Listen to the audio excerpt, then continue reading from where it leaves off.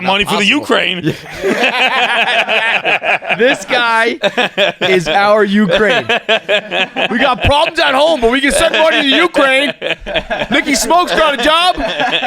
We don't even have bloggers anymore, but Nicky Smokes gets $100,000. Are you ready for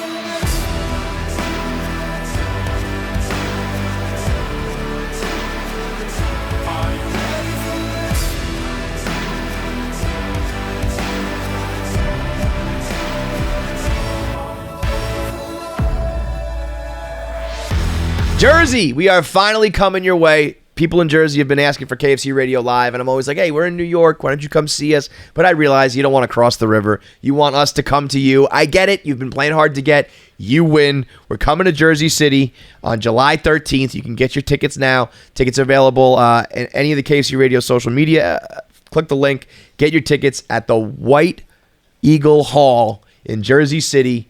Come on out. Have some drinks. Eat some mutts, Jersey City. We'll have some Hoboken good times. We'll drink some beers. We'll tell some jokes. KFC Radio Live in Jersey. What are you expecting, John? I was for sure going to say White Horse Tavern. White Horse Tavern. Yeah. Is that what it is? No, it's White Eagle. You were right. Oh, okay. Yeah, White Eagle Hall. When you were like, you looked at me and you were like, white, and I was going to go, Horse? You went Eagle, and I went, okay, next one. And then you went Hall, and I was like, no, okay, all right. White Eagle Horse Tavern Hall, July 13th. Come see KFC Radio Live. It's another edition of KFC Radio on the Barstool Sports Network. We're back in action. It feels like it's been forever. It does. I mean, It's been we took and a a half, week and it off. feels like an eternity. We missed a week of episodes, but we had recorded one early. So yeah, we had about like 10 days off. Yeah. And it feels like I haven't seen you guys in months. it's wild. It's so not That's like a healthy and 5-day normal. vacation. Yeah. And I felt like, dude, even coming back to work, like getting in the morning, I was like, oh my God. I felt like I was coming out of retirement or something like that. This morning, for some reason, I woke up and I was like, I feel like I need to get a coffee. I need to get back into a routine that I didn't even have before. I didn't. apologize in advance for my coughing. I have pneumonia. I have to have pneumonia. I went to a walk-in doctor, and I was like, they were like, what's the problem? I was like, I have pneumonia. That's the problem. They listened to my chest with the thing, and they were like, we're going to do x-rays because you probably have pneumonia. And I didn't, but I was like, so you're just going to die? I think I'm just going to die. Yeah. Because I don't have a fever. I don't have aches. I don't have nothing else. I'm just coughing. I don't know if it's my haunted house. I don't know. I mean, you open up that well, and then in like 3 days, I'm definitely ill. Yeah, I've got some sickness. sort of spirit like coming out of the well and into my mouth. That's what happened when they opened up King Tut's tomb. I honestly, as much as it may be the hauntedness, it might also just be that I'm like living in the country now. It's like not at all. It's like one step from a major highway, and that's what's crazy. I can see a highway and there's like a major mall near me. Like it's not, but I just have this little like cove that is some sort of goddamn zoo with flowers and fucking flowers and bushes and trees and grass and all this shit. Do you just have allergies? Yeah, that's what I'm saying. I'm like I don't think it's allergies. I think it's just that like I have just been breathing in like rat poison and city smut, and my body's like can handle that. But you give me some fresh cut grass and some honeybees around some flowers, and I'm like, Dude, get me out of here. I think there is like borderline truth to that. I went to I was in Portugal and I went to like a fucking dinner where like it was like on a farm, and they're like these bulls were killed or cows were killed right at the hill. They were brought right here. They're fresh as can be. No pesticides. No, thank you. I was like, this is disgusting. Terrible. It was literally not good. And I'm sure my body was like, what is this fresh meat? Give me my GMOs and put my some MSG. pesticides in here. Yeah. I really think little that teeth. I said about I can do the homeless people. I can do the rats. I can't do the animals. I can do the garbage water and the slush puddles and the stinkiness of the city. I can't do the fresh cut flowers and the wilderness and all. I'm like, I'll be inside. I got this beautiful big yard now. I'm like, let's go play video games. I don't want to be outside. So I'm dying. If I cough, I'm sorry. But yeah, we have a whole bunch of shit to get into. One thing I just wanted to start with, I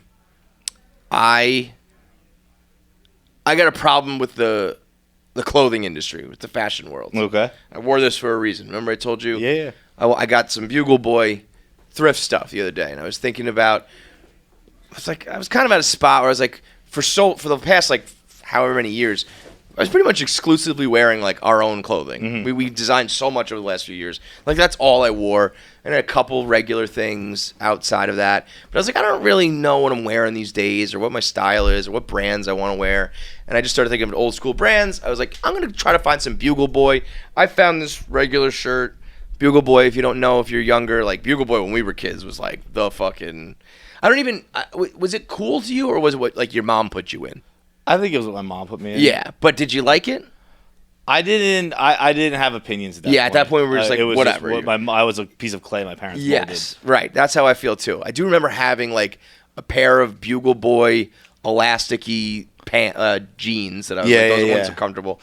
But I just remember everything was Bugle Boy. Bugle Boy is a company I tried to collab with for Saturdays for the Boys. That's right. Towards the end of Saturdays for the Boys being cool, which apparently it still is. Totally. No, I think we've talked about it. I feel like a few years ago we said in a few years it'll be nostalgic enough. It's just Saturdays for the Dads now. Right. And but I don't know if we ever even reached out or what happened, but that was when I was thinking of like how we can keep Saturdays for the Boys alive. I was like, we should do a collab with Bugle Boy. We did Oakley, right? Or we just did it. We designed it. We just stole it. Okay. But we were gonna like try to actually. Well, so I didn't even know if they made adult clothing because I just remember it as little boy clothing. So anyway, I searched for this shirt and I just found something that says it, and I thought to myself, I haven't been the healthiest of guys recently. Put on some pounds. I've been wearing a lot of XL T-shirts. Larges are really starting to, show my tits. So I'll get an XL, and then this shirt arrives. This is what XLs used to be. This, I'm like swimming, right? Like, bro, look at that collar. But have you washed it? No. Okay. Which is actually gross. But I wore it for a reason. Because obviously I look ridiculous. I was actually hoping, I was like, people are going to not see this episode and just see me wearing this ridiculous shirt and be like, that kid, he looks like he's dressing like a little boy. This is what extra larges should be. You think so? Yes. I think we have gotten so out of hand. Think about the word, John. It's extra large. That's true. You put on an XL T-shirt now, and again, I know, like I could definitely afford to lose like 15 pounds. So this is part of me just being a fatter person now. But in general, if you look at other things that are like, give me the extra large soda or popcorn, it's fucking enormous. Almost like the standard now is like a large and XL, and like smalls and mediums, like fucking forget about it. That's not even like an option. Yeah, medium used to be a thing. I guess we were like in high school then, so like we didn't have fat. But even still, like when you look, if you wear a medium now, you're 120 pounds. You are like an emaciated, like starving person. Totally. Like small is not even. Which I guess you were back then too. Well, yeah, you were in 8th grade. Never mind. We grow as people age. Well, I am acknowledging. Yes, like I do know that I'm getting bigger, but like there was a switch because I put on some XL hoodies and XL T-shirts now, and I'm like, I know I could tighten up, but this is crazy. Yeah, it should be like what the word. Like there are small people and medium and large people, and then like. I mean, I hate to throw him under the bus, but I was thinking of Frankie Borelli, who's just like a, slighter guy. He probably wears like a large. Oh, he for sure wears. That's crazy. He's tall though. Yeah, he does have the height. Yeah. But who's somebody like well, this is just rude to do to people, but it's not. Bring everyone in, tell them to take their shirts off. I think like there's probably nobody out there that wears like a medium every day.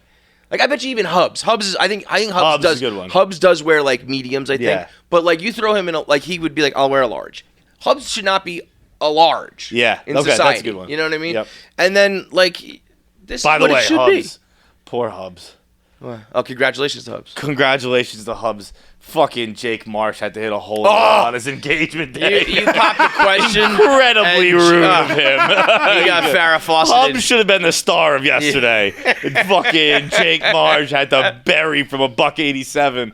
I actually said to him, I said, how'd it go? And he said, as amazing as it could have gone. Well, apparently not. Except a coworker hit a goddamn hole in one. Stealing your thunder. No, Hubs is about to be a married man, so congratulations to him. And then it's great that you can wear mediums, bro. But I just feel like for everybody out there who's probably in the same boat as me, where it's like, I've been a large like my whole life, and yeah, all of a sudden now, maybe I got to size up. But now all of a sudden these XLs fit like larges, and larges fit like mediums, and smalls are not even I don't even see small on the rack. And I don't even know how really big guys get their clothes. Because it should honestly big be, and tall. they probably have to be like a 5X. It is. You know? Like a double XL in the past, I feel was like a bed sheet, you know? Because if you were to think about, again, that's a big guy. He's large. That's a large guy. That's a double of that guy. He's a double extra large. That's what probably this would be today. It's crazy. You see someone, you go, well, that's a big boy. They probably wear a large. Exactly that. That's the problem. I don't know when we had the great shift. Some brand. Which it's also like it's counter to how like we're getting fatter. bigger. Yes, if we were getting. Oh, by the way, I saw one of my Instagram ads. Yeah, I guess that makes sense. If we're getting bigger. No. Nope, I've lost. Close I've lost the thread. I've lost the thread. It's gone. It was never really there. You had it for like a split second.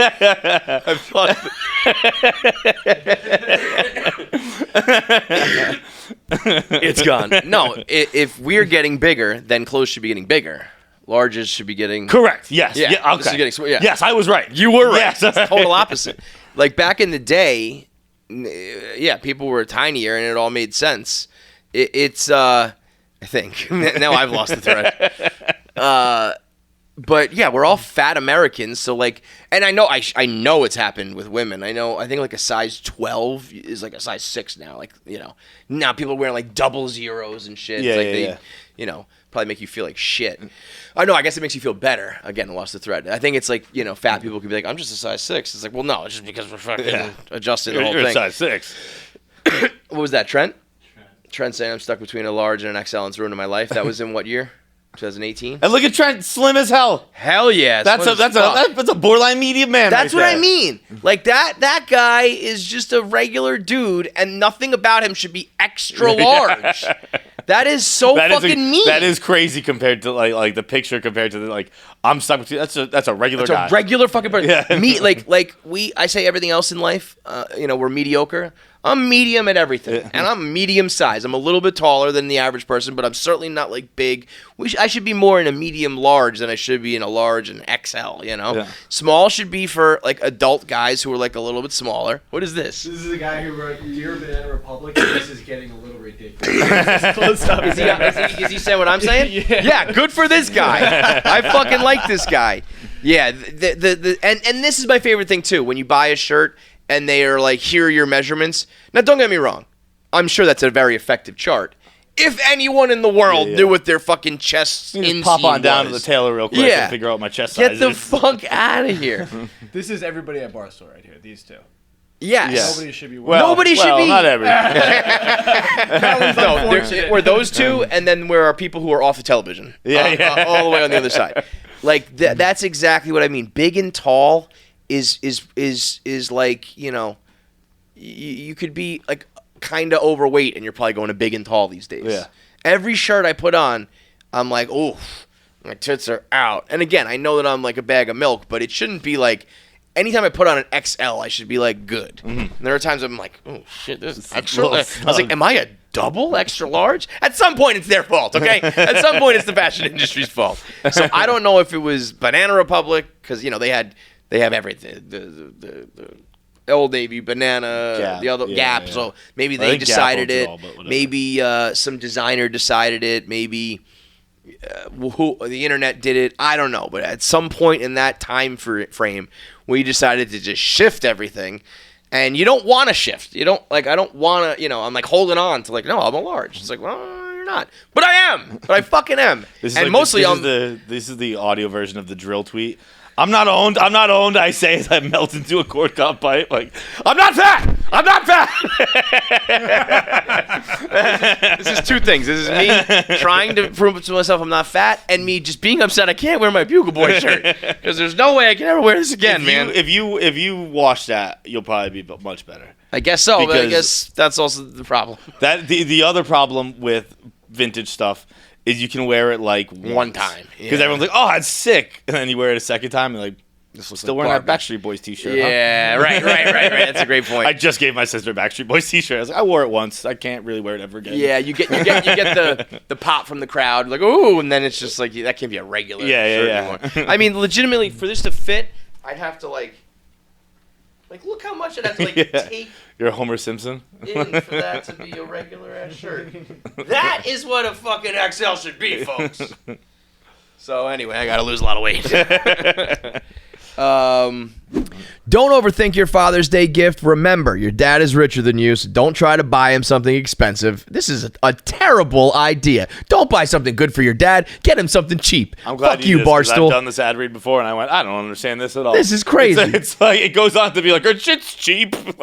He either already has it, or you're gonna make yourself look financially irresponsible and stupid. It's a lose-lose. So buy him cheap shit from Barstool. The Barstool Sports Store. If we can clip in the time I did this ad read, I had the same exact reaction. He's richer than you already, so you don't have to get him something nice. It says that in the copy. I don't know if I guess for the younger audience, it's to be assumed your dad's richer than you. But I don't know. Whatever. Fuck your dad. Get him something from Barstool Sports. That's kind of what we're saying, right? I don't know, whatever. I'm just going to do the fucking ad read. How about you guys just go to the Barstool Sports Store and buy him something that he might like from the Barstool Sports Store, rather than saying, buy him cheap shit from Barstool. I mean, there is just nice stuff for your dad. Yeah. Why don't we just talk about the nice hoodies we have, or the cool hats, or a funny t-shirt? No. Let's preface it with some weird ass copy first. God damn it. Go to the Barstool Sports Store now. It's store.barstoolsports.com. Dads like stuff from Barstool. Just get him a dad hat. Yeah, I don't mean the dad hat style. The one that says dad. Everyone who's a dad wants a hat that says dad. Yep. I'm not even making that up. People DM me. No, people really ask me in public, can I get one of those girl dad hats? Can I get a boy dad hat? Yep. Dad rope hat. Once you're a dad and you can lean into the dad jokes a little bit and the dad style a little bit, and you have the card like, I'm a dad. It's great. Yeah. Buy him that stuff. Store.barstoolsports.com. It's cheap. That actually goes rather nicely with me in Amsterdam. Oh yeah, Johnny Amsterdam. 2 trips to Amsterdam in 6 months? No, not even. I don't think 4 months, something like that. Yeah. But I didn't see a single fat person the whole time. Actually, no, that's a lie. I did see one. They were in a Washington State sweatshirt, right? Where Bledsoe went. So checks out, yeah. And I was They were like, fat you don't see a lot of Washington State sweatshirts in Amsterdam. But when I was shopping, I had to keep sizing up and trying different sizes because it was nothing. They were doing old school sizes. I got on Instagram on some shitty, hoodie thing, and I went to it, and they had Japanese clothing too. Japanese pants, they were called Hinshodo pants or Shinodo pants or something. It's a factor of 3 that the difference between American sizing and Japanese sizing. Our large is their triple XL. That checks out too. So yeah. But so think about it. You So would be a famous sumo wrestler in our country. You'd be the biggest person in the history of Japan. Think about it. If you we are a parade triple, you into arenas with a diaper on, and we tell you to smack bellies with the bed. Crowds would go wild. You'd be Godzilla. You'd be Godzilla. We make movies about you. Yo, that is such a funny thought. Sumo wrestling had to be invented by sumo wrestlers, right? By fat guys in Japan who are we are the freaks of the bunch, so we got to make it so that they revere us. Because what that whole That whole shtick is crazy. Yeah, we're gonna put you in diaper thongs, and we're gonna throw you in the middle of the ring and make you cockfight with each other, but not like fight. Yeah, you gotta rub bellies until someone falls over outside this circle. It's like glorified steal the bacon, and these guys are honored as if they are. Oh my God, I'll say this about sumo wrestling. Much like the shirts, I guess almost the opposite direction. Again, I've lost the thread. I feel like I see sumo wrestlers who are like, that looks like a regular American. Oh, yeah, for like sure. Sumo wrestlers used to be that, like Yokozuna, like fucking wider than they are tall. Now you see some guys who are like, it's just a guy with a big belly. All these guys I've seen in the last 3 hours. They're also... You pop a Washington State sweatshirt on that guy. No difference. But I was about to say, all these guys are wild athletic. Yeah. Super. Wait, that's a fake one down that bottom left, right? That's a Photoshop. Yeah. Like all these other guys, are quick and they're flexible, and I love when you see them just fucking whacking each other.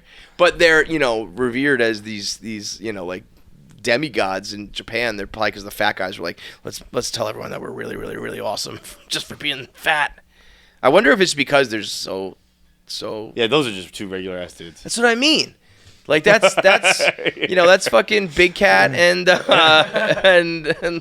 that should be how they have like Americans, or I think Japanese or Asian people like to do it too, but like the mukbangs, like we just love to watch them eat. Mm-hmm. They should be like we like to watch Americans watch sumo wrestling and go, what? That just looks like me and my friends in the basement. Yeah. That's what I do with my buddies. That's you and YP in 2016.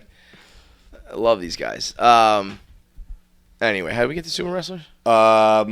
Amsterdam. So yeah, no fat people over there. No fat people at all.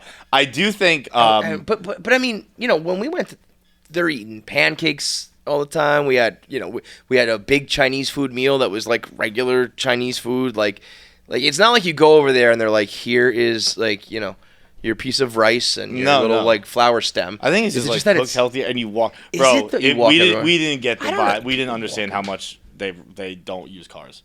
Yeah. It's crazy. Yeah, how much? Did you ride a lot of bikes? Didn't touch a bike. No, I'm sorry. I took a 2-hour bike tour. Dude, my mom said the craziest thing of all time. We landed at 6 a.m. At 10 a.m., we had a 2-hour bike tour. Well, John said it best. He texted me, and he goes, what we did with Bert was some shit where, a mom can lift up a car and save her kid. Because we got off the plane and went like right to the bar at 10 a.m. and just started ripping.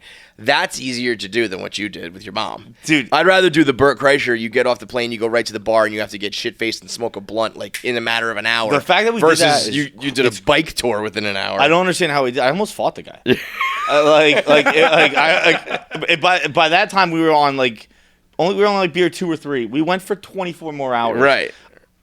I was like, dude, don't fucking tell me what to do one more time. I'll fucking smack you in the mouth. It was. What was he doing? Nothing, dude. Nothing. He was fucking pointing out fucking monuments Shut and the shit. Fuck up. He's an exceptionally pleasant man. He was a really nice guy. Yeah. Although I do think that every American should be forced to go to Europe once every presidency. To see what the vibe is or whatever? Just because it gives you, like, I think, and maybe I'm definitely speaking for myself, but, like, you get a little sick of America. It's like your brother. Mm-hmm. You get a little tired of it, blah, blah, blah. Mm-hmm. But you hear someone else talk shit. Oh, and you're like, you better shut your fucking mouth. We were doing a tour of Vondelpark, I think it's called, something like that, whatever.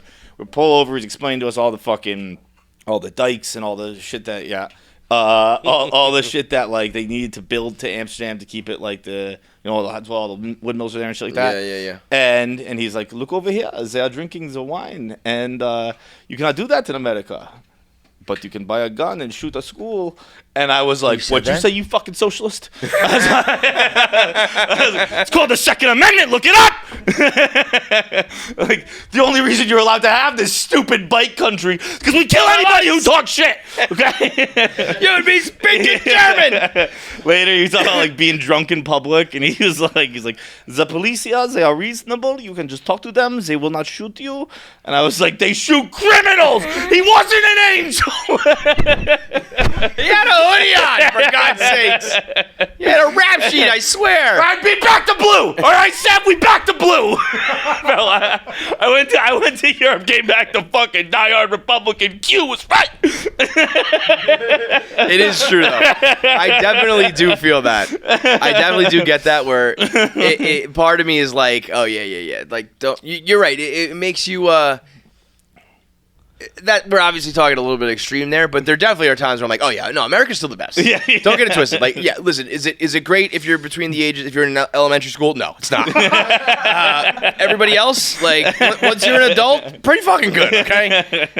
I for sure get that. And also, of all places, Amsterdam's like, okay, like, we come here to eat bananas out of people's pussies. You're not exactly the fucking hallmark of humanity here, okay? You got a bunch of bikes and whores.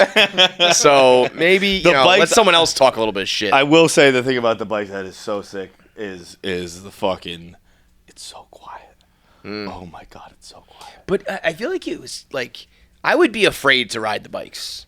It wasn't that bad. Bike chaos, no? We did it on a You think it's easier to ride bikes here or in there? Oh, there for sure. Once you get the hang of it, it's just like cars. It's very, it's very. But also, they were like, he was teaching us that, like, he's like, you guys do bike lanes. That doesn't work. He's like, so the cyclists here are still fucking idiots. The ones who whine. He's like, we just had to start ticketing them like they were cars, and then everyone started following the laws because no one follows the laws here. So they're like, everyone stops at red lights. Right. But the that was a great picture you did, by the way, with the Dutch Masters. Yeah, dude. Me and my brother were in that room. We took a tour of the Rijksmuseum. And did you remember that? I don't know if I would have remembered that. That's good. Good on you. But she didn't even point out that picture. I grabbed my brother. I was like, "That's a JR picture. We getting out of here without the fuck." She's not even pointing out the JR. I would say, forget about the Anne Frank house. That's like the biggest attraction in Amsterdam. We are home to the JR Smith Instagram picture. You guys know the blunt joke. Get it? But dude, I honestly, it was actually an incredibly relaxing trip. I don't have like many stories from it. I didn't see the sunset once. Yeah, that's crazy. The sun. First of all, let me just, before you get onto the sun, that's just called like being an adult and going on like vacation. You know what I mean? It's like, we just went somewhere nice. So we like enjoyed ourselves and did low key things and like rested and relaxed. Yeah, it was like, that's just called a vacation. Great. But the sun's up from 5 a.m. to 11 p.m. right now. I didn't see the sunset. I didn't see dark.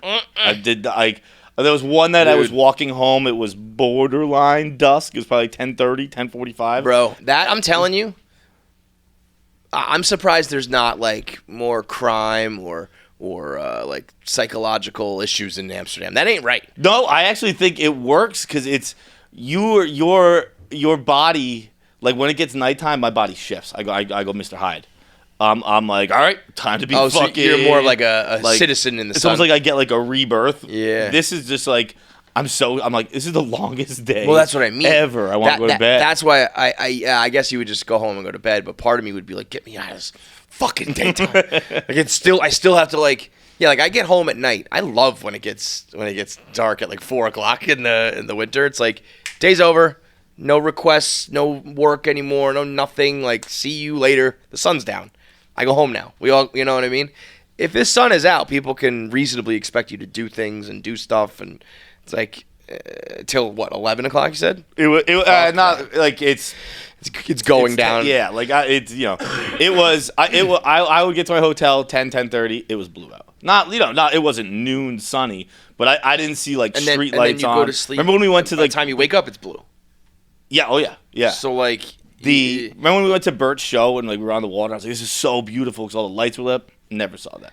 I like the last time I was like trying to get my mom and my brother. We were there to stay during up. the winter, right? February it was. Yeah, it was early February, maybe late January. So like, and now it's late January because we went to Super Bowl after. It's so weird. It's so I couldn't live like that. I don't know. That's. You know, then also it flips. We say, like, and that's when normal people, I would love that. Normal people go crazy when they're in the dark all the time. That's like when we said we need the seasons during the year. That's like the micro version of that. I need the sun and the dark, and I can't. That's crazy to me, and that's just how they do. The other I had two other things I learned there.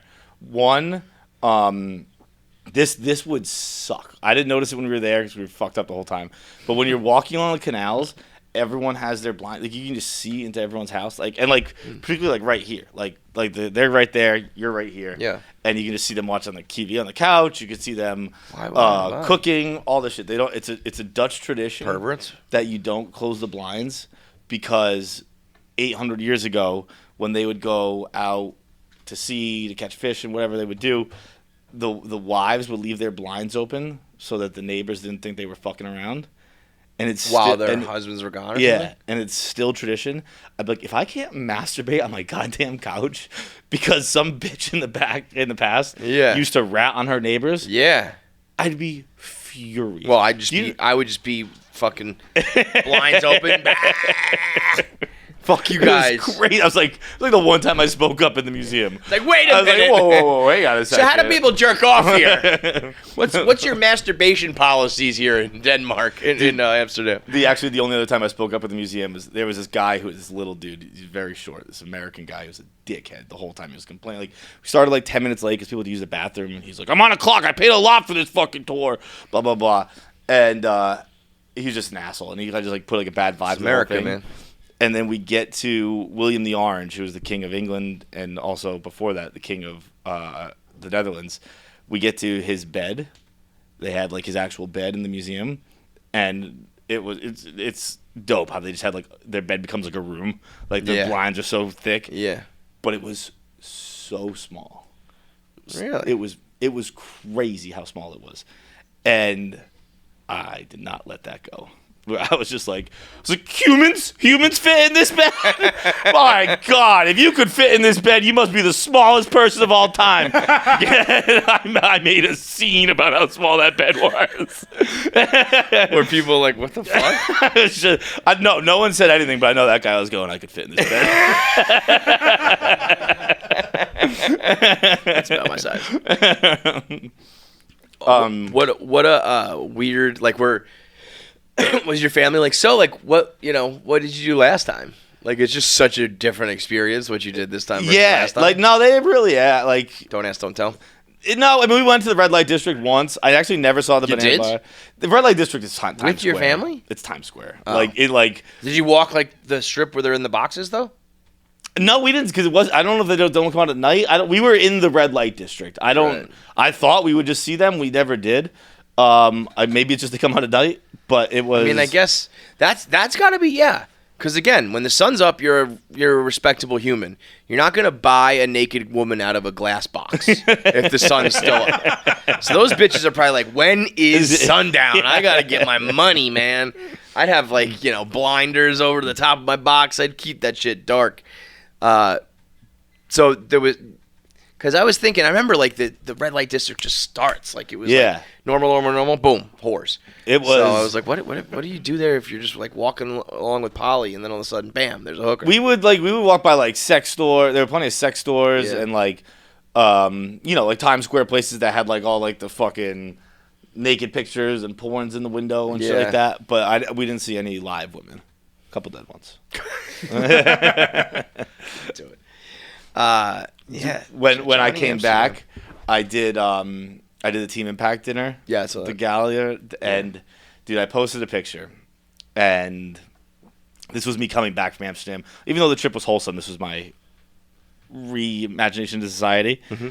And I'm standing where we're all supposed to be, like it's like I'm doing like the news desk thing, taking pictures, all this kind of shit. So yeah. And they usher me into this picture where. And, like, I just kind of get into it, and it's got a bunch of the kids are in it. And when you're taking a picture and the photographer has to, like, change something, so you're kind of already linked arms. Yeah. And you just have a pause. Yeah, do you stay there? Do you disconnect? Do you keep the arm around? I'm there, and it's like I'm with Dan Kraft. I'm with David Andrews in the picture, Josh Ucci. Like, I'm looking around, and I'm like, oh, wait, this is the Patriots. And the team. And I wasn't like the only person there who like has followers but wasn't a patriot. Like there were Jamie Riddall was there, Governor Baker was there, the President NCAA Baker was there, Ty Law was there, he's a former patriot. And I was like, this is just me and the current organization. Patriots. Yeah. And while we're all standing there, like I was like, I guess I should kind of like say something to make this less weird. Yeah. And I just kind of look at me to there's a guy right next to me. This is a big pressure moment, dude. I forget his name, but he's a special teamer on the Pats now.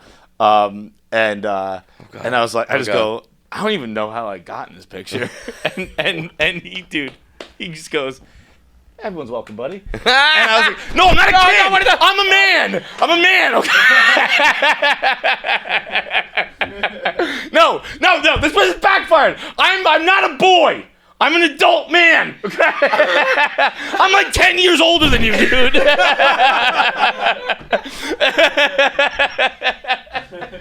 He thought you were one of the kids. That's great. I'm a fully grown man.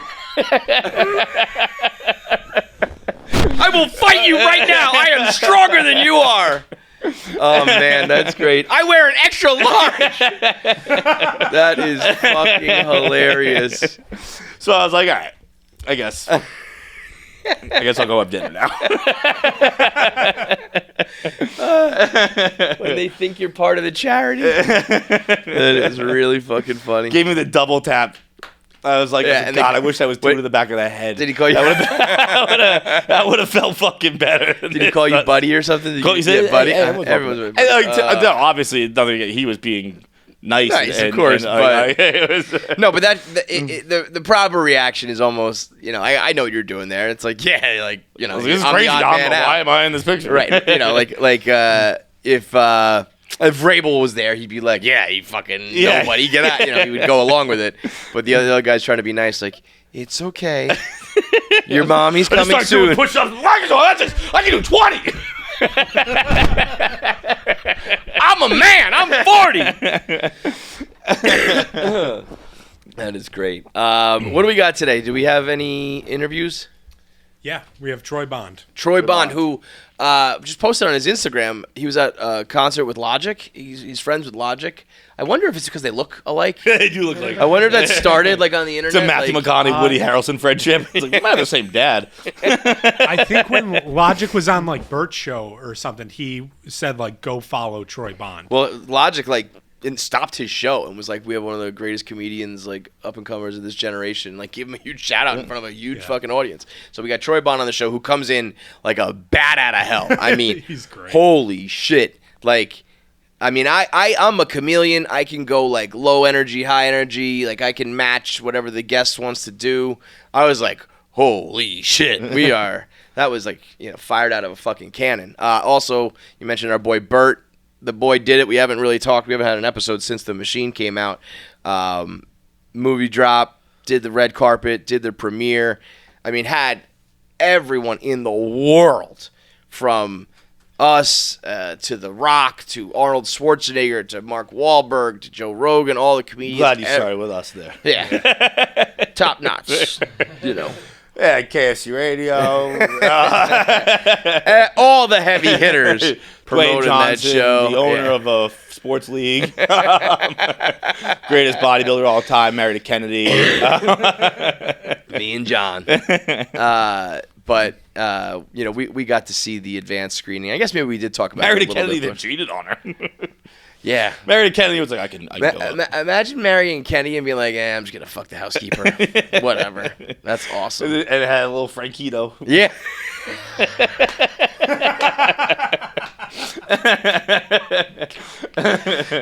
Dude, sorry, we're going to get it, Bert. Speaking of Sonny, if you haven't watched Blackberry, watch it. Is he good in it? It's incredible. Is it a good story?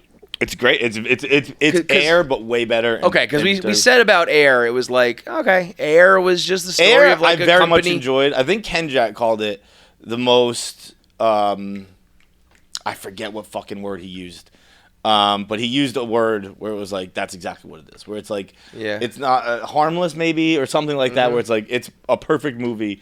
But you're not gonna really think about it too much afterwards. You enjoy the hour and a half. It's not gonna make you feel emotions. Yeah, that was pretty solid. I very much liked Air. I know Air is one of those movies where everyone loved it, and then people started watching it on Prime, and they're like, nah, it's not that good. It's one of those it's just how I the world works now. I thought it was a very that happened exactly how I thought it happened. They were in a bidding war. They put all their when what's his face is just here's my idea. We're going to go after Michael Jordan. Yeah. Okay, yeah. But but this is a little more in depth than that. It's just more. It's more vulgar. That looks like two guys in costume, though. Yeah, that does not look like they are like on the guys from that poster. era. I think people thought that, and I did too. It doesn't like sometimes like a bad costume like takes you out of the movie. Yeah, it doesn't at all. Well, we remember when he shaved his head. Glenn, no, I thought it was a shaved head. That's what I was thinking too. He bleached it. And he was like, I like to do something wacky every time. But, Nick, wasn't there a point where we thought it was for... He had a Peaky Blinders thing. I thought it was for Fantastic Four. For Fantastic Four, because he has similar hair he also to Mr. had Fantastic, bleach. So people got a little buzz about that. Yeah. I think it was for this. He also had bleach for... That was for like... I forget. He was the villain in some Arch movie. Enemy, I think. Arch Enemy, yeah. I think he also did something weird when he was in Fargo. He was a great character in Fargo. But he's going to become... It's actually awesome to see everyone from Sunny... kind of getting their just deserves now. Yeah. Like Charlie's new movie isn't getting great reviews, which I refuse to believe because it looks very cool and original. Fool's Paradise. Yeah. Obviously Rob with Wrexham and Charlie also is Luigi in Super Mario Brothers. Yeah. He's Charlie like already was horrible bosses and he was set. I think Glenn's had AP Bio and. Basically, I think his major thing was AP Bio. But that is Dennis. You know what I mean? Like this is like. You know, when I found out that he was like Juilliard trained actor and realized, but you know what the issue was saying that's Dennis, and not people are gonna say that about this at times. Dennis is such a wide ranging character that like everything you can be like that's Dennis. Like his character in this gets rageful. And no one does rage like he does. Well, that's what I was gonna say. It's so good. Doing Dennis is almost at this point. I think like Glenn Howerton's like hallmark is like he can, whether it's being funny and like over the top and silly, or maybe in this movie I haven't seen it yet, is warranted. Being able to act outrage, because really it's something you should only be able to capture like in the moment. Yeah, it's almost scary that someone can conjure that up. Like his is so scary. It's almost like his face doesn't. It looks angry, but I can't describe it. Yeah, I actually have a clip that I'm gonna show you. So it's I'm not like fucking spoiling anything. Right on time, Jackie. Jackie, it's hot as fuck in here. Did you do something? No, but thank God. Ugh. Dude, this scene, basically it's just like he tried to buy. Do you want me to tell you? Do you care? I don't care. Do you guys care? Yeah. I mean, I'm going to see it, but actually, no, I'm not. I'll see it when it comes out. Like... It's on Prime now. Oh, okay, cool. I'll watch it tonight. This just hit. I won't tell you the backstory, but just like. You think I won't fucking do it? I'm from Waterloo, where the vampires hang out. And that's totally serious. Yeah. The vampires. It's such an insane line that it had to have actually been said. Yeah. But that other guy at the start of that scene, that's Gary Bettman. He says that to the end. The commissioner. Yeah. Wait, what's he doing in that? It's when he got crazy rich. He's a huge hockey guy. The character. Oh, okay, got it. But I'm making a T-shirt that says that. I'm from Waterloo, where the vampires hang out. Holy shit, that's and there's like a story to Blackberry. Like, oh yeah. Because I mean, Blackberry was it for a minute. Yeah. Blackberry is gonna go down in history, but Blackberry is looked upon so fondly. It's not like they like fumbled the bag. It's just that like no, they did. They did. Oh, okay. Yeah. Okay. They fumbled the bag. They fucked the bag. They did it. Did they have a chance to be like iPhone and said no? They were not prepared for the iPhone. Got it. They did not know what was coming. And it's like fucking. You gotta see the movie. There's a lot of crazy. I mean, because for the people who don't know, because we are old enough now. It's long enough now that like there's probably a lot of people who don't know BlackBerry at all. Yeah. But if you were a BlackBerry person, you were like. It was Hatfields and McCoys for a while. Yeah. It was like people. There's Android people and we make fun of them, kind of. But it was like perfectly acceptable to be BlackBerry. Mm-hmm. You had a BBM, the messaging system that iPhone didn't have. It was like, it was it. And then iPhone just... And there was a middle period. Remember when Dave had the iBerry? The iBerry? He had a BlackBerry like stuck to the iPhone. And there was like a little bit of that going on in the beginning. And then it just... See ya. Now it's still around, right? No? I don't believe I thought you could. Maybe it is. I think they had a comeback, but it was like the BlackBerry curve was like... Yeah, there is something, but it's just like... It's just a fucking Android. Yeah. Like it's just like a non-iPhone. Still have the screen, but the I keyboard? think it has the keyboard. People Yeah. love the keyboard and the click, and they love the ball. The scrolling ball was like that. You that remember? I'll tell you what. Everything you're saying will come into play. thing. Yeah. The click in particular. Well, because I remember iPhone, I think put the noise in. Yeah. Because people like the clicking. Which is now Insanity. Fucking insane. You're asking. Would you know like the BlackBerry? Yeah, you were old enough for My that. dad had it like Your constantly. dad, all the time. yeah. Bro, well, the BlackBerry was so iconic and addictive. I played Brick Breaker while I got robbed once. On the toilet, I just put it on fucking. the toilet. I was like, Because the ball was perfect for Brick Breaker. Yeah. I never. You had one? I never had one. Oh yeah, Yeah. I was BlackBerry. That was my sophomore year of college. I probably didn't go iPhone, maybe junior, senior year. I was Nextel. Oh, the Nextel. I went from Nextel to the Razor, and the Sliver to the iPhone. Nextel, Razor. Razor was the I flip don't- phone. Sliver was the. I don't remember Sliver. Sliver was pretty like. I never had a Razor. That was Sliver was I like had a weird thin phones until the BlackBerry. Sliver was what? razor. Wasn't that like a thin razor? Yes. Yeah. Well, it was not a flip. It was like a long, skinny rectangle, but it had music on it, and I liked that. It could hold like 100 songs. So it was kind of like I think the first thing that did that, and it was just like you didn't have to flip it. You just, but it was small and very very thin. Pull that up, Sliver, SLVR, because the Razor was like the hot shit for a minute, and then I think Sliver had like a brief moment, but it was like right when iPhone started, and I think it just got fucking blown out of the water. But man, Nextels for me were I would still to this day love to go back to the Nextel. Basically had audio notes going in the original. Yeah. You could, but it wasn't. You couldn't save it, but you could just walkie-talkie to people, Right. and it was just a quick one-off here and there. John, by the way, is a full-blown iPhone note guy. I know, voice note guy. I sent you one. You've sent me several. I've sent you a handle because You sent me more recently than I've sent you. It's I know I've sent them to literally nobody else. I do them to people who like it. I communicate to people how they want to be communicated to. Yeah, chameleons. But you've sent more than I've sent. I just want you to know. All right, so I got the most recent one I sent was one I was gonna call you, and I was like, he wouldn't want to call, so I'll send him a voice note. What a guy. What a guy. Turo is the world's largest car-sharing marketplace. With Turo, you can book any car you want for just about any occasion from a community of local hosts across the U.S., UK, Canada, and Australia. Book an SUV for a road trip, something easy and affordable for getting around on a vacation, or test drive an EV. You can even get a vintage car or something classy for a special event or photo shoot. That's what's up. That's what you got to do. Just go out there and go on a joyride and get yourself like a sports car or an old school vintage car. Bro, if you ever feel a little down, go on Turo, get yourself a classic vintage. When you drive yours? If you're in the Northeast, right? Go down Thames Street, Newport. Go down a Main Street in a beach town.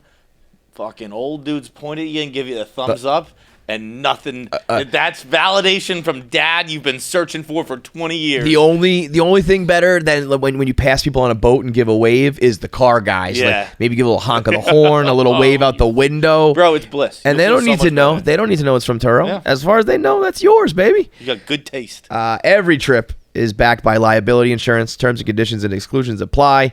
So go find your drive. Forget about boring rental cars at Turo.com. While we're talking about BlackBerry, we could do a little Barstool DVR segment for you where we can rattle through some of the stuff going on because I feel like there was the succession. Just one, to cap it off. It's a 10 out of 10. Watch BlackBerry. Was it in theaters at all or just went Yeah, on? I'm such a fucking idiot. I drove 45 minutes to Hingham, Mass. It's the only theater that's playing in Massachusetts. To go And watch you it. could have just watched it home. And I get home, I go to bed. What a dumbass. I wake up to a text from Nate that he had sent the night before, but he was like, it was Dave had quote tweeted me, and it was just like, it was like, you and Davey have a cute relationship, and I was like, what are you talking about? And then he said he quote tweeted you, and I went and looked at it, and I saw What was Dave saying? Like how he loved the BlackBerry? he was saying he's like, I saw this tweet, I watched it right away, 10 out of 10, whatever he said, great movie, must watch, blah blah blah. And I was like, how the fuck did he watch it so fast? And then I went to Prime, and I saw it was on Prime, and I was like, dude, it took me an entire day to watch this movie. I was going to say, it took you time, took you money, took you everything to watch I went like early, and I got like a dinner in Hingham. The whole fucking thing out of it. Went to Old Navy because my dinner ended so fast. It's like in a little plaza. I didn't have anything to do, and there were no stores, so I bought 2 polos at Old Navy. It was a whole fucking production to watch this movie. Could have just never left your couch. That's great. I'm watching. I feel like right now, once Succession ended, there was a little bit of a hole. People are kind of like looking for something next. Have you watched Idol at all yet? Idol is like the new shit that they're talking about. Kind of like a Euphoria type. I think they're trying to capture that same like. I heard hectic, it's not good. Fuck it. Yeah. So I read one review of it, and it was written by like an old white guy. So I don't know if that's a fair assessment, but he was like, The Weeknd is the worst actor of all time, and this show sucks. The like big scandal, like the big thing in the first episode, is that the girl has a picture of her leaked with cum on her face, though. So they just dive right in. I heard it's so over the top with that stuff. Well, there was one scene I saw that they didn't end up going in, or maybe they didn't end up filming. But it was like, I think Tedro is the Weeknd's character's name. Yes. Yeah. Is like, you have to keep an egg in your pussy, or I rape you. Oh Jesus. And like that's like not like around the house, like out and about, like a fucking what do you call it? I forgot what I was gonna say. Like a egg, like I think, sex yeah, toy, yeah, or like what they used to do with kids in high school. Like you gotta carry a baby around. Like, you have to keep this egg in your pussy, or I forget. Like I was reading the scenes, I was like, these don't even make sense. Like, what are you talking? You just want to say rape. Some of the one-liners I read from that review were like they were just wedging in like shock value and like one-liners and euphemisms. I guess there's a picture of her, like she got a facial and that goes viral. And the one clip I saw was the girl going like, "Who amongst us doesn't have a picture of cum on her face like on the internet?" It's like, well, a lot of people. Yeah. Or maybe she was saying who amongst us hasn't had cum on her face, but it's like, I don't know. And then I think in the episode they debate whether or not it's bukkake. The guy reading it was like, the guy writing the review was like, I never thought I would be watching a show where they were like discussing the merits of like, that debate is fucking is the easiest debate is the sun out. Like it's a defend multiple people. 2? Oh, it's 2? Well, no, that's what I'm asking. Okay, so I actually there is a debate to be had. Yeah, no. I think if you had a threesome with 2 guys and they came on your face, I would not say that was bukkake. I agree. I would say if you had 3 guys, I would be like, they like ran a train and defiled you. But I still don't know if I would say bukkake. Yeah, no, okay. I take back everything I said. There's a debate to be had. More of a debate than I thought. I also think there needs to be some element of like a line. Yeah, like you go. It has to be. I think for it to be a bukkake, there can be no penetrative sex. Ooh. That's the bukkake is the sole point of the bukkake. Just if you're having but if there's like a gangbang going on and a girl's getting fucked and like 25 guys come on her face, you wouldn't call it a bukkake? I would reluctantly. I wouldn't begrudge you for saying it, but I myself would find a different term. I'd be like, see the argument let's elephant in the room here. If it's a whole bunch of Asian guys, we're calling it a bukkake. That's also another thing. I think if there is, I think you're right that the focal point needs to be the cum in the face. Yes. Whereas, because if it's like a gangbang situation and comes flying, it can go everywhere. But it needs to be like everybody has to. That's another thing. Everybody involved. One cum on the tits. Out. Bukkake. Nope. Out. Anybody like leaves it in. Now what you just had there was a blow bang. Don't worry, we've got that covered too. You can be into all this. For a bukkake, it's got to be like a fuck. You got to be wearing the dog collar. You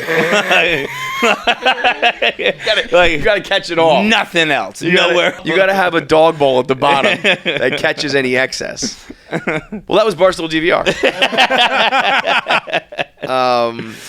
Before we do 1 Minute Man topics, I want to put this out to the world. Maybe we can do this, or maybe someone else can help it, or maybe someone smarter than I can help it, or maybe this already exists. You know how there are certain words, I think it's mostly in other languages, like you know how German has Schadenfreude. Remember that word? I don't know how to say it. It rings a bell. Where it's like the you relish in other people's, like when the Patriots lose, I have Schadenfreude. I love that feeling, you know? And it's just catch-all for that feeling, you know? Uh-huh. I think Germany has a couple other ones. They have that one, Fahrvergnügen means driving pleasure. Like when you're just driving and enjoying it, they have a word for that. So maybe I need to go to the Germans for this. While also we're on German, can you Google fucking in the kitchen in German? Because this was a viral tweet. And I was like, that can't be real. It's like fucking in the kuchen. it's something absurd. What? It's all porn. German, you put German and fucking, put it's going to be all porn. translation in there. You're going to stumble upon a blowbang real quick. I was going to say, click that top result first, though. Wait, what do you mean? I'm not, that's how you say. Oh, fucking in the fucking in the kuchen. Can you play it? Can we hear it or no? Ficken in der Küche. Ficken in the kitchen. There was totally like ficken in the kitchen. It was like a bunch of tweets, like a tweet thread of like German is an unserious language, and it was just It like sounds like that. all of these kind. There were a couple other ones. It was so funny. I was ficken in the kitchen. I need a word. This is a very modern problem, but when you just like look at your phone and you see someone's text and you just don't reply to it, I need a word for that. Not when you're like fuck that person, I'm not replying to them. Yeah. I'm mad at you. It's like when you look at it and you like, they ask you a question or something and you think about it. You might even text someone else to be like, yo, John's asking what time we're leaving, whatever. I process it and then I'm just like, nope. No. And I just don't do it. And then I remember it like 10 hours later or you know, you say to me like, hey, you never hit me back. And I'm like, oh, fuck, I'm sorry. And the real answer, the word needs to be, I saw your text, I thought about it, I acknowledged it, I didn't do anything, and then I didn't bring it up to you because I feel like an asshole. I need one word for that, right? Because there's like, when people say like, oh, I didn't see your text, they're fucking lying. Yeah. That's not an excuse anymore. That was an excuse in like 1998 where you could like miss text or they didn't go, I didn't get it or something like that. Now every text gets through and everybody sees text, and sometimes you just go, I'll do that later, and you just never do it. And I just want to say, hey man, that was a fukin in the kuchen, and they just go and they go, oh cool, I've fooked in the kuchen before too, you know. I did that recently because I did not recently. I did it yesterday because I went to text Dana, and he had texted me last week. That's usually when you find it, is you go to text someone about something new, and you're like, I missed the last thing. And I went, oh my god, I missed this. Which I remember I read it, and I was like, I didn't. It was insane. It's actually funny. Everyone just sends me these things now, but it's just something about how corporate we are. Did you know we had a posture class recently? A what? Posture class. Oh, posture class? Yeah, you guys missed that one last week. For like on talent or like in this health talk session, talent, or for like do people sit on their desk? I think it says the guest list is too big to display. In this health talk session, attendees will understand how to improve posture and strengthen and restore muscles. Open for all employees to attend, will be held in conference room 1. How many people attended that?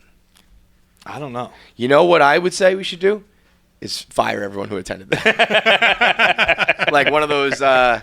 It's like entrapment, you know. It's like come here for the posture and you're fired. But when I went to text Dana, we could revert back to DVR real quick. Was if you saw Dana's tweet yesterday, he just rewatched Breaking Bad, and do you say something like colossally stupid about it? He said, "Am I crazy or is Walter White bad?" You know, this guy has some bad tendencies, and so I think he's actually not a hero. I just texted him that picture. Pretty good. That's like, dude, great. The name of Breaking. I get the confusion with the anti-hero. Like I was rooting for the whole movie, but that's such a show. thing. It's like, oh man, I almost feel like Walter White's the opposite of a hero. It's like an anti-hero or something, man. Wait, hang on a second. Is this drug dealer murderer bad guy? He has his fucking like brother-in-law murdered, kidnaps the kid and shit. Like he's manic villain. That's fucking hilarious. Whoa, I remember this show different. I thought Skylar was bad. She was like really naggy. She was such a bitch. Skylar White was the biggest bitch. John, the best part was your clearly over the top response. People are taking literally and like replying to you being like, because you had to think about Vader and everyone's being like, Star Wars, is Darth Vader actually a bad guy? Yeah. And it's like I had the same issue. I saw Star Wars. People are replying seriously. People are replying to you like he killed a bunch of kids. It's like, oh yeah, you guys are. This is going. Star right Wars over your fans head. are the dumbest fucking people Yeah. on the planet Earth. I've been telling people that pirate water is for the kids, and this weekend that was taken very literally as I got some feedback from a fan who said that they were drinking it at a baby shower. So I've been telling people, this is for when you want to rage. And maybe I'm wrong. Maybe this is a sipping drink as well. When you're sitting there, I told you I got a buddy who has two cans a night. Just like as his post work. You get one in the shower. That's married crazy. with 2 kids. One in the shower, comes out, pours one over ice at night. Hilarious. I have been hearing over ice. Yeah. A lot of even more so than if the can's already cold, pour your pirate water over ice and it just makes the whole thing a whole different experience. He's like, I love it. I watch the NHL Drink finals. it with your kids. I have pirate water. Drink it when kids are being born. It's for everybody. In all occasions, pirate water is the drink of the summer. Everyone from, whether you are Bree and her friends raging all the way up to the dads who are sipping it as their after work drink. Pirate water is here for summer 2023. They come in 16-ounce cans, ready to drink. It's 10% alcohol, so it's pretty much all you need for a good time. And it comes in 4 flavors: Margarita, Sex on the Beach, Bahama Mama, and Miami Vice. And it's not, you're not going to have a complete summer if you don't get to try it. So go to drinkpiratewater.com to find pirate water in a location near you, or you can order it off of GoPuff, whether you're having a party, an event, whether you want to just drink it every day. Get pegged this summer with pirate water. Go to drinkpiratewater.com. Pirate Water is also going to be at Governor's Ball along with Pavs and Jackie and anybody who's partying for that festival. So you're going to be seeing it all summer long at the festivals. You can see it this weekend in New York at Governor's Ball. We'll be passing out Pirate Water. We're going to have merch. We're going to be drinking. We're going to be having a good time. So if you are at Governor's Ball, find Jackie, Pavs, and drink that Pirate Water. What's our turnt level going to be? How turnt? All the way up. All the way up. From a turnt scale goes from 0 to all the way up. Yeah. I would say I would be on the it'd be half the way up.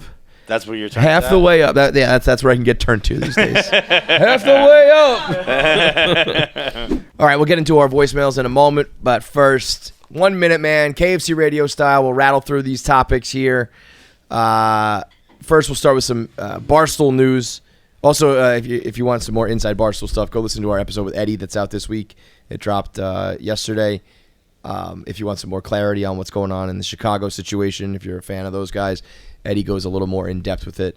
Been getting a lot of good reviews of people who were interested in the inner workings of Barstool and that drama over there. So go listen to Eddie. Also, the return, rising like a phoenix from Arizona, Mintzy is back. As the first ever employee of the Brick Watch Company. He's not working for Penn. He's not working at Barstool Sports. He is, however, a salesman for Brick Watches.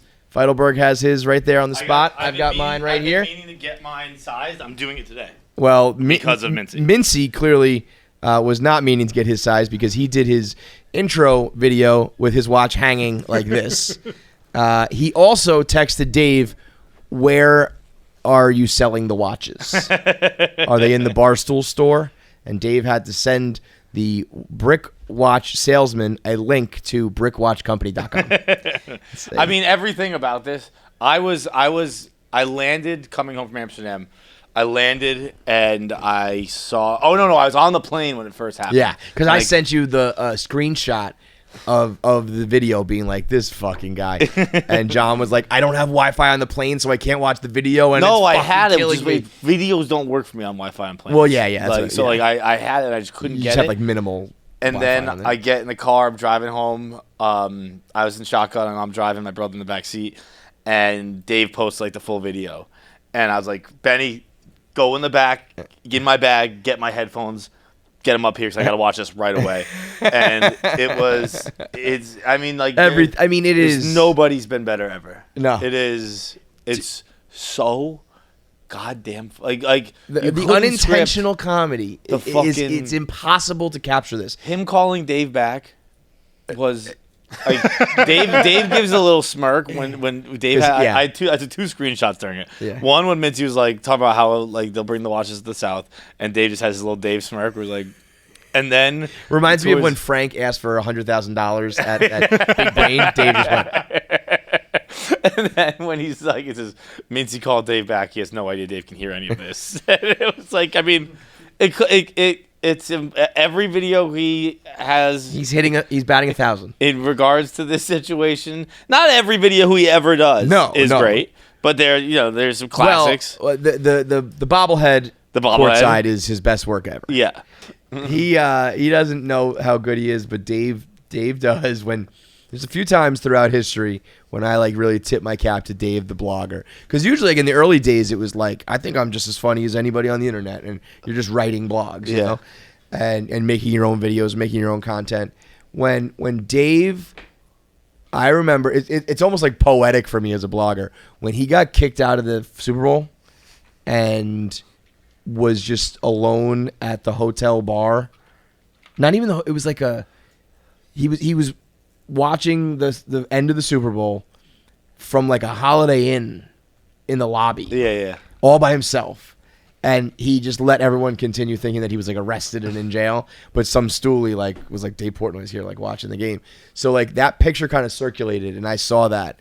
And I was like, this man, he just painted his masterpiece. Like letting the whole world think he was still arrested or in jail while watching the end of this Patriots Super Bowl all by himself in a fucking lobby of a shitty hotel. And I was like, brilliant, like amazing. This was a great fucking move. The Brick Watch Company salesman move is a tip of the cap moment.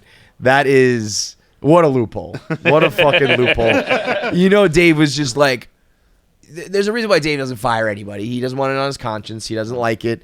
He doesn't want to think about it. And it was just going to eat at him forever that he had to fire Mintzy. Was talking to Penn. There was no way they could do it. He was like, I got this. I got this.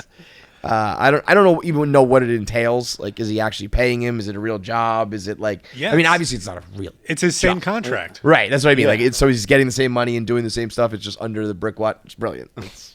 It's an all-time move all around. It's one of those things where people are like, Barstool's scripted, and I get why you would say it on this one. It's not, and it's real, and it's fucking spectacular. They also Both have hired their second employee, and it's his producer that lives with him. Of course. Of course. Along with Nicky Smokes, who was our new coworker. More inside Barstool. Because the Heat beat the Celtics in Game 7, just absolutely stomped on their dicks.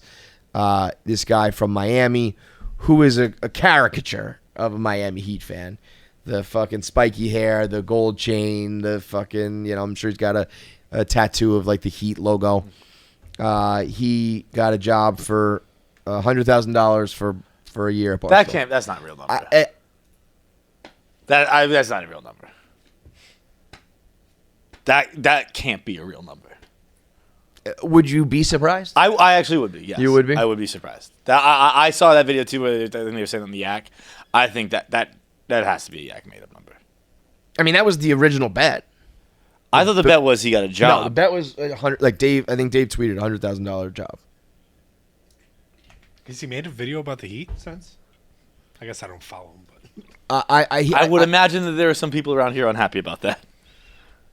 I mean, I was thinking to myself, if I know some people who asked for a raise or a promotion and didn't get it and were told they couldn't, and then you just find $100,000 for this guy. I mean, that I would guess that Dave's paying it. Then if it's $100,000, that's crazy. That am I wrong? I think that was. That's the number because that was the part that rubbed me the wrong way too. Where I was like, I don't care if we do this silly shit. I actually like this. This is what makes Barstool, as much as we've just become like a media company, the fact that you can get hired on a whim because you bet the owner of the company, is still all right. Barstool's still a thing. Awesome. Give him $100,000 when there are other people who are like not getting money is like that's crazy. But that was the bet. I would guess there's some unhappy people who are rightfully unhappy. Yeah. if Dave said to him like, listen, bro, we can do this, but like we gotta come on. You started the starting salary. Yeah. Then so be it. But if you're going by the original terms, I think he was like $100,000 starting salary, which I don't know if you saw the rundown, but the rundown after this, Dave was like, we were wrapping up. We were like, all right, that's the rundown. He was like, oh, wait. We got to talk about this bet. I don't know if it's you or you, but this is going to be one of your problems. I'm not doing this. He very clearly. Motherfucker lives in Miami. Yeah, look at that. 100K. He said it. Yeah, I mean, if that's the contract, if that's the tweet, that's you got. That is the bet. You know? You're not gonna welch. Like if you're gonna welch on like the whole thing, then you wouldn't give him the job in the first place. So, I talked to someone who I think would be mad about it, and he was just like, kind of what I said, like almost like I like that this place is still a circus, but god damn, it gets tough sometimes. That sucks. That's one of those ones where it's like. This is almost opening Pandora's box where I'd be like, well, there was a random pile of $100,000 for this kid. Yeah. So like, don't tell me that it's not available. Got money for the Ukraine. This guy is our Ukraine. We got problems at home, but we can send money to Ukraine. Nicky Smokes got a job. We don't even have bloggers anymore, but Nicky Smokes gets $100,000.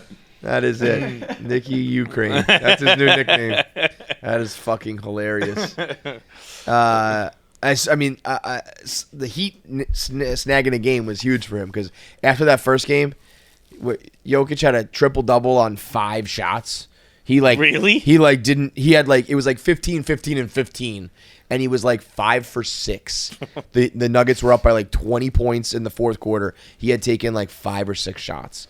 I was like, oh, this is going to be quick work. Like Jokic isn't even playing, and they're winning, but they grab game 2. So I think stealing one in Denver does change things. I still think it'll be the Nuggets, but knowing Barstool's history, it'll be like the Nuggets in 7 with Jimmy Butler scoring like 100 points to win the game, and Nicky Smokes, gets a raise somehow. Dave will keep doubling down on this bet. $500,000 salary, $1 million salary. So yeah, to all the Heat fans out there, you could rally around your boy. I saw somebody saying like, I don't really follow the Heat, but I'm just like, I'm pumped to see someone from Dolphins Twitter make it. I'm just like, Dolphins Twitter.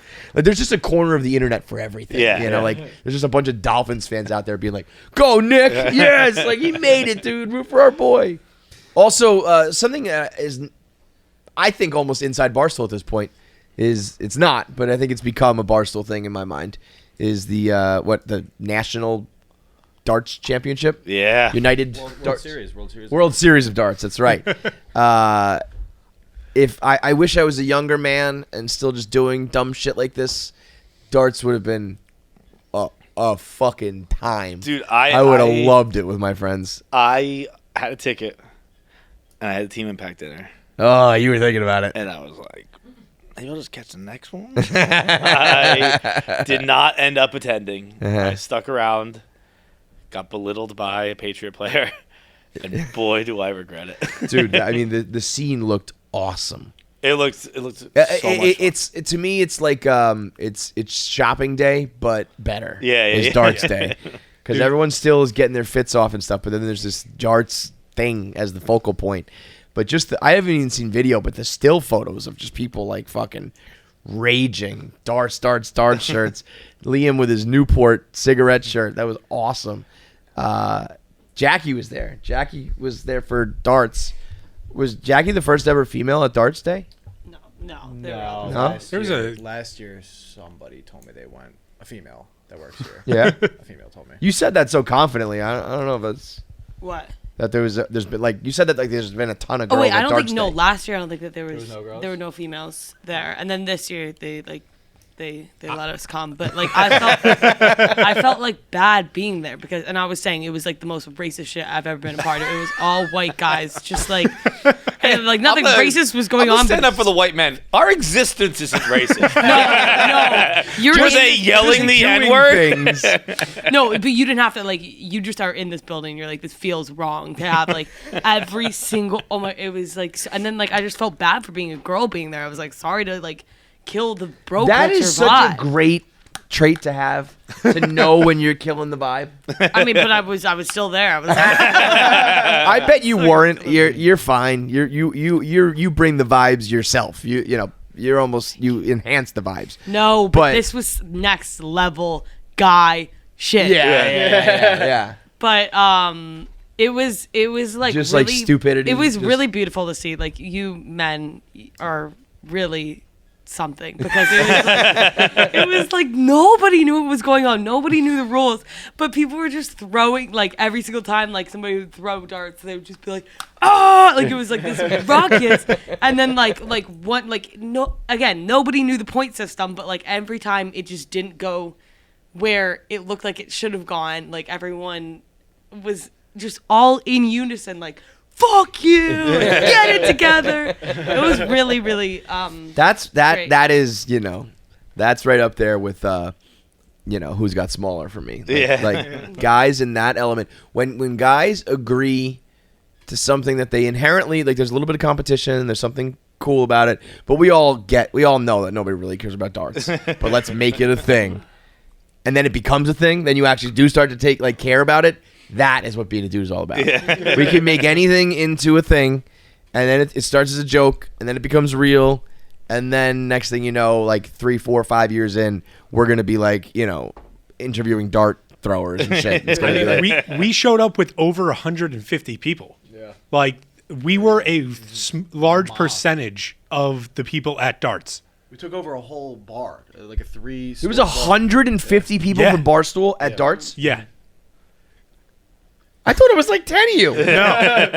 No, there was 150. Greer bought all the tickets himself, I'm pretty sure. It was $70. Do we have like equity in the United States of darts? I was saying we fucking should. We didn't put one T-shirt on sale either, which I'm like, that was a the darts shirt's awesome. Yeah. You had to like get in contact with somebody at Ticketmaster, like a promoter. I'm sure to get like a block. Claim all these tickets. Yeah. And then the guy just ghosted him after Greer, I believe, spent like $8,000. You'd think that they'd be like, this is like our guy. This is the face of darts for the rest of existence. I mean, this has got to be the most interest anybody in the world has taken in darts, or anybody in America at least. I know, like, maybe in the UK it's a big deal, but you would think that this would be. We'd have like the commissioner on the phone with Barstool being like, what do you guys want? Like NASCAR rolls out the red carpet because we show interest. Fucking darts is ghosting us? That's wild. People have like traveled from like China and New Zealand. And it's a World Series of darts. Yeah, I know. What is like the prize? What's the purse? I still don't know who won. What I don't. Yeah, I couldn't tell you what the purse is. I'd guess it's a pretty penny. Like you think it's $1 million? Yes.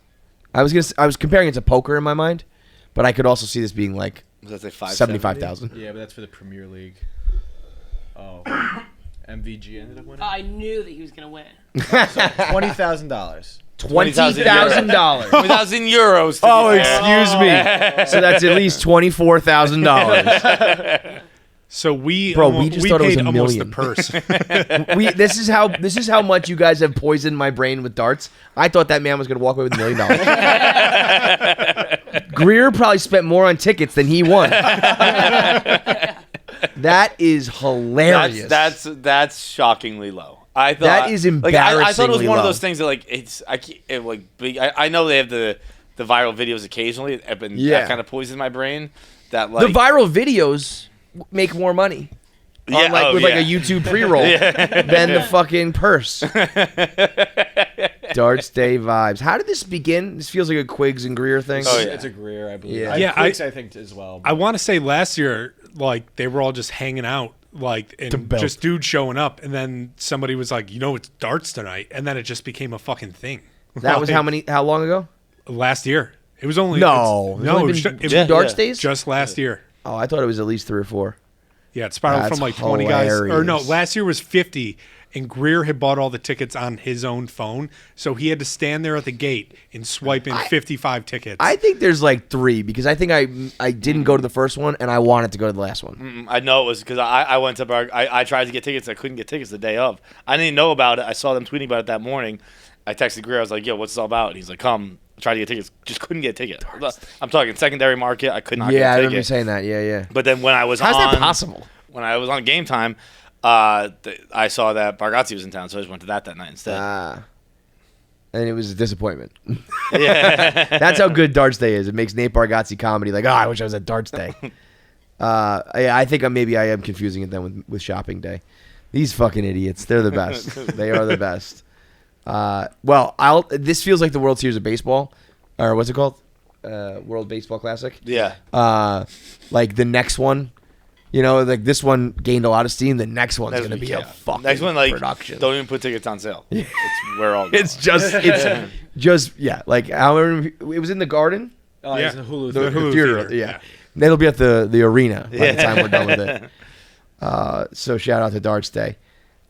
One more thing for 1 Minute Man. Massive announcement in the UFO community that, again, nobody's caring about.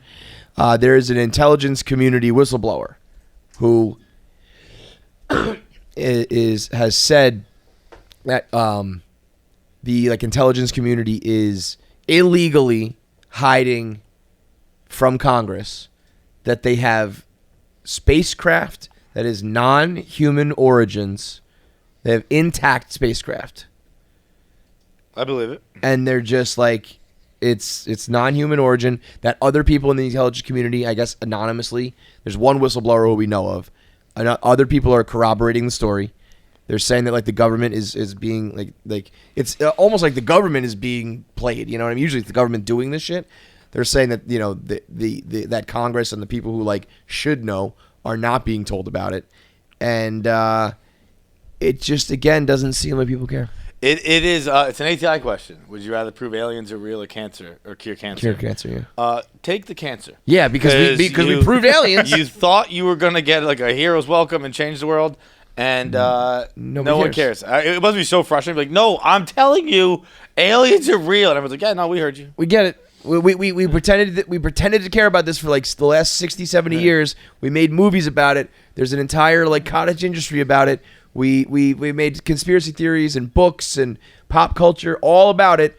And then we got the answer, and we just went, oh. And we were like, dude, do you know there were 2 8 seeds in the finals right now?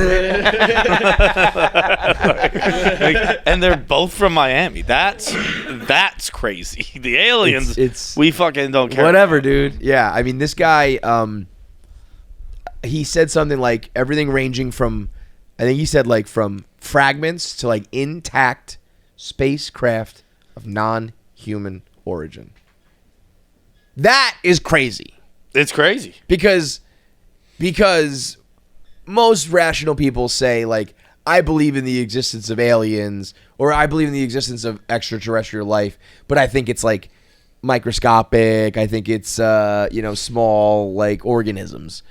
They're flying. If you're saying that there's something building a fucking ship, which I'll be honest, I have not read the whole article, so I don't know exactly what. Maybe non-human origin just means maybe I don't know. Maybe there's some shit that they can build in the Ukraine with all the money we give them that we don't know about yet. So they're calling it non-human because they've never seen it before, or is this the only place that we see this material is in this other galaxy or some shit? But if there's something out there building ships and the world still is just it's crazy. I've said it before. I'm the shit that went on with UFOs has changed the way I think about everything. It changed the way I think about work. It changed the way I think about marketing and doing content, because it's people care about something until you give it to them, and then they're never mind. Yeah, aliens is the biggest thing in the world when it was a mystery, and now that it's not a mystery, everyone's just next topic. It's the horror movie. Yeah, showing the monster. Oh, we know it's real. Never mind. Who cares? Right. Right. There are mice in your house. Oh, I don't know. Fine, yeah. Whatever. No big deal. Hop on something that's not alien related, but it's just why not? Yeah. It's okay. I've been going on a TikTok DMT whatever. Let's go. Yeah. Whatever. first of all, I've decided I'm gonna do DMT. Yeah, definitely. What is DMT? But I'm gonna be. It's like I know it's like the thing. right? It's like the meme was Rogan always asked about. It's like a hallucinogenic. Is it the thing you feel when you die or whatever? Yeah, I think so. And it changes you. Oh, wait, what's that? I don't know that It's like the euphoria you feel when you die is what you feel with DMT. Oh, I didn't It's even in know you your felt brain, euphoria when you die. Yeah, I think it's like, yeah, of course you do. That's why we do it. That's why we die. But this guy, he was saying, like, he goes through all his DMT trips, and he was saying, like, that, so one time, like, one of his trips, he was in there, and he was like, you have, like, he was basically, like, asking the DMT, like, people things, because, like, there's, like, little, like, gremlins or whatever that he sees in there, and he was like, you guys, like, have to prove to me that this exists outside of my mind. Like, this just can't just be in my mind. So basically, in this trip, he sees like this purple woman, but he knows this purple woman, and like he doesn't know why he knows her, but like they're like in a relationship, and she was like, I'm so happy to see you, like all this, and then they like leave, whatever, and he gets out of his DMT trip, and then he gives DMT to his friend, and his friend is like in it and is like, oh, they all know you here, and he was like, what?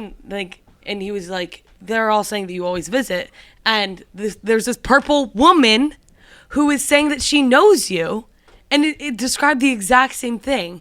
And then it was like they both had the same vision of like it being a Truman Show thing where I don't even know if this makes sense. Are you on DMT right now? No.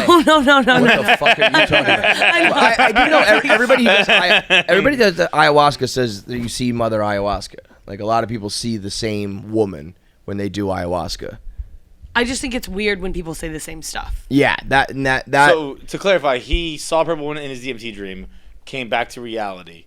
His friends, he was at a bar with his friends. Where was he with his friends? No, he was just taking DMT like with his other friend, but he was sober. So in the real, so they were taking DMT. He wasn't. He wasn't. Okay. And they said, "Yo, they all know you here, and they're all talking about you." Anyways, okay. Point is that validated that like it's the same thing that they're all seeing, but then it was in the DMT trip they both saw that like this is all fake, and it's like there's other beings out there who are like basically like watching us. Jackie, what this bitch is talking about. I think we should temper down the TikTok. Legit, you know me. I do this shit. Look, I got the tinfoil here to make a video later. I'm all about this sort of wacky shit. I don't know what the fuck you're talking about. This is what you were just talking about. Is like they're saying like we found aliens, and I'm saying like DMT, like we figured out that like this isn't real, and nobody's listening to me, guys. Wake up! Nobody's listening to me. You're goddamn right. No one's listening to you. We should Cut all that do mic, DMT Jack. together. What? Can we all do DMT together? Yes. That actually does sound like a good idea. But we're not gonna be the same. The only problem when I don't know if ayahuasca is similar. When people are like, yeah, like it's awesome. Like you got to go through like where you puke and you shit for like 24 hours. I'm like, I'm all set on that. I don't know if I'm gonna do the violent, body like convulsions. I will do DMT, but you have to get it. I don't know where you even get. Did we ever tell the story how you asked for the Mama Joanna? And Jackie was still an intern. She replied, "Oh yeah, I can find it for you," and like came back with like a list of where to get weed. Yeah, like, that's downright. That is just yeah. I'll just didn't get ask questions. drugs. She didn't ask questions. That was great. Well, what's that for, Mama Joanna? I think it was the Bruins in the playoffs or something. Maybe. Yeah. It was like the tea or something. I'm batting pretty low with getting drugs. I'm not great at getting drugs. All right, voicemails. What do we got? Oh, by the way, one more thing while we're doing on news.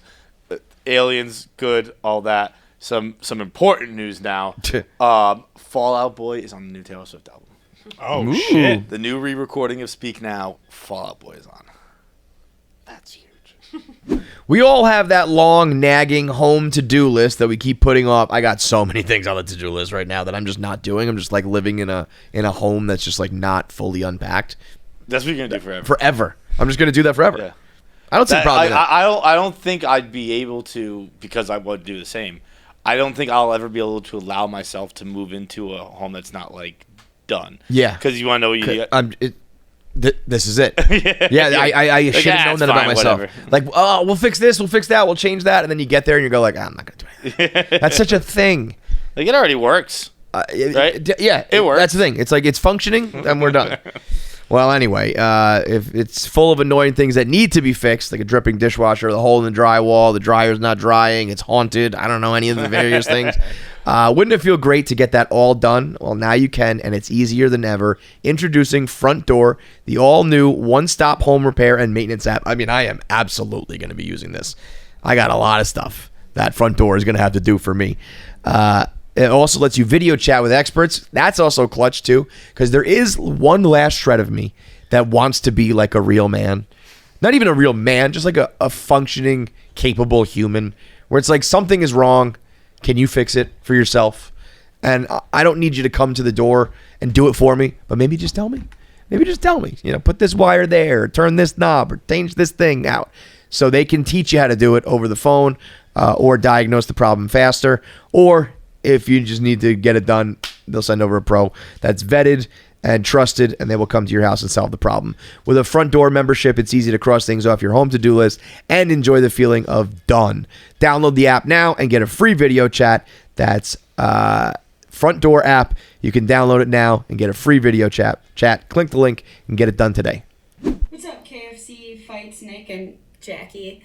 Did you know that Ben & Jerry's... That's why this bitch put this in there. She knew that was coming. The ability to taste, and that is why Ben & Jerry's invented the ice cream with all the brownie pieces and the cookie pieces, so that he would have something enjoyable when he eats ice cream too, rather than just having like a creamy nothingness in his mouth. So my question for you, specifically as podcasters too, is would you rather lose the ability to talk entirely and never have a voice again, or before you can talk every single day, you have to suck a dick to completion and swallow so that it coats your throat. And that's how you get to talk. Let me know. God damn. Bro. First of all, shout out to Jackie. Jackie caught a I wink. did ask for that. Yeah. What? I asked for them to basically, I was like, I like it when they give me like a little wink. Yeah. That's Jackie. I thought that doesn't count. How nice is it to be a woman? I like it when people are nice to me. Here you go. just for the record, I guess I haven't said it in 10 years, but I also enjoy it when people are nice to me. For real. I didn't know that all this time I could just ask, hey, internet, stop being horrible to me. Will that work? Now, wait, the first thing she said was Ben & Jerry's invented that stuff because who couldn't taste?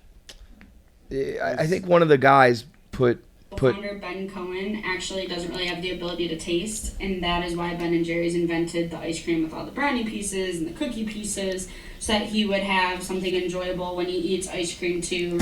Okay, that's pretty interesting. I don't get it. If you can't taste, you can't taste. But it just gives you a mouthfeel. Oh, so he could feel it, but he can't taste it. Yeah. That sounds like not a real thing. Yo, if you couldn't taste, I wouldn't eat ice cream. I would eat healthy shit. Could I have a really thick water? Yeah. I mean, the reason why I pound a pint of ice cream every night is because it tastes fucking awesome. It has no sense of smell and very little sense of taste. So when he was developing early ice cream, he loved the texture of big chunks. Okay, dude. I get that. The chunks? That's so weird. That is so, imagine if I was just like, guys, I can't really taste, but I love chunks in my mouth. I just love chunks in my throat. That has led to me eating exponentially more ice cream. It's actually a very smart thing to do. Like putting the stuff in it? Because every time I'm like, oh, there's one. And then I bite that, and that excavates another one. I actually used to say, before I discovered caramel cone with the cone bits, ice cream is just like too much of the same thing.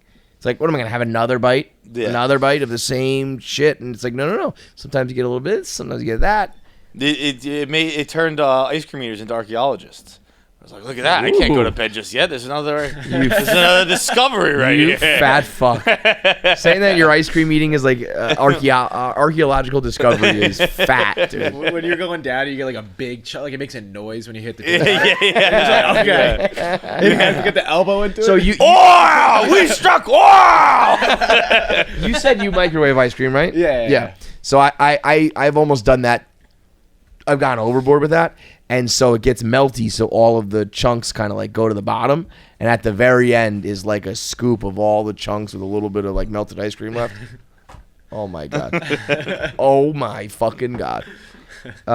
Anyway, Suck a dick or not be able to talk? I mean, We gotta suck the dick. I gotta suck a dick, man. Darn it. This is our one way where we finally, I guess I'll try it. I gotta keep my job, right? That's something I've thought about before. Like back when I used to chew, it didn't really play a factor in me stopping, but I'm happy I stopped because I wouldn't get a ton of anxiety, but there would be a little tinge. What if one day you lose your mouth? I lose my jaw and well, then I'm out of work. Yeah. I can't do anything. I don't have a job anymore. Right. It's like a doctor losing his hands. Yeah. It's like, I don't know why this is here, but I feel like I should just hold this up whenever you guys. You say should. Show it to the camera. Gay. Just gay. The Jackie gay card. That'll play. Whenever we do something, you don't say anything. You just go like the guys at the golf. Gay. Next up. Anyway, I'd suck a dick. Yeah. To completion and swallow, I guess. I do think I would have a extremely difficult time swallowing. I think. I guess that's actually pretty straight. I think I would have. I think it's insane that there are girls who spit. That will hold it in their mouth. I mean, I guess if you just bah, right away, but the at least the movie trope. It's never happened to me, but the movie trope of a girl getting up and running to the sink. Yeah, you'd rather just hold cum in your mouth for longer than just fucking get rid of that shit. Yeah. It's like doing a shot. Just take it down. I'd become a sword swallower just so I could fucking. But you ain't give me a tap, bro, because this thing's starting here. You're just saying because your gag reflex. Yeah, every episode, every morning I would start doing an episode of lowering the bar. Yeah. It'd be so funny to see when your buddy shows up that day and you're just like, "Are you gonna say something? Are you gonna say something?" He sucked a dick this morning. Next What's up, KFC Radio crew? Jake here. I'm 23. I'm a Bostonian living in Chicago. Just got dumped out of my first real relationship right before the summer starting, and I know you haven't done it in a little while, but I figured it'd be a good time for a top 5. So, best ways to have a hot boy summer, it's gonna be a lot of golf, a lot of beer, a lot of ball games. So, favorite ways to have a hot boy summer.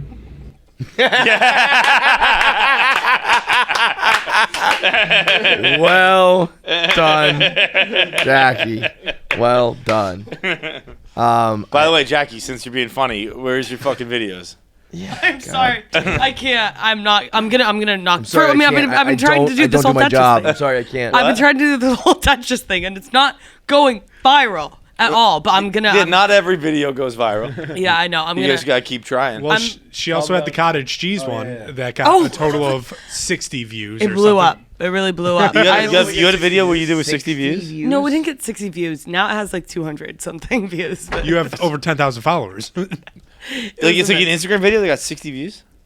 200 views? It's only on TikTok, right? I get fucking 200 views on TikTok all the time. Yeah. It wasn't in. I get impossibly low views on TikTok. No, it's right there. It wasn't the best execution of it, but I'm gonna keep. What is it about? Just let it run. Gotcha. I think that's good. That's good. Yeah. Thank you. I think that's fucking great. Wait, thank you. Those are 4 things that I'm like, yeah. No, don't. That because I can't talk. No, stop, because I can't think and play Tetris. Terrible at Tetris, huh? Okay, can you stop? No, we're good. Where's Tetris?